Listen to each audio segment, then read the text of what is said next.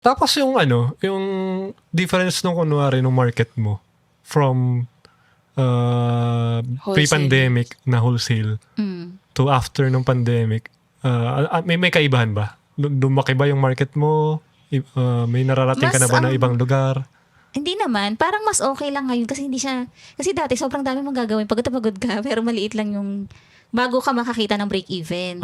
Ngayon, maliit na lang yung production mo para makakita ka ng bago mag-break-even. Bakit? So, kumbaga, Anong mas nangyari? malaki yung kasi mas margin. malaki yung markup ng ng retail eh. Kahit papaano. Ah. Diyos ko yung mga markup dati ng wholesaler, this is small, medium, large, extra, meron sa kabaklaran. Diyos ko po. Yung first size or extra small or small, parang negative 5 pesos pa ako doon. Ganun siya. O, kasi nga, wholesale eh.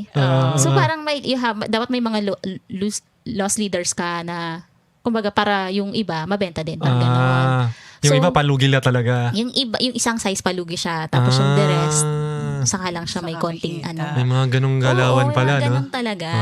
Lalo na ngayon, mas mahirap ngayon kasi nababalitaan ko ngayon sa mga kadati kong batchmates.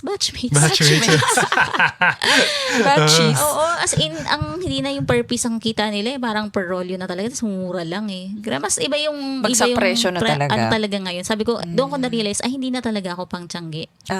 Pang wholesale. Hindi na ako pang wholesale talaga. Kasi parang kailangan direct na talaga ako sa market. The Dinkwab Show.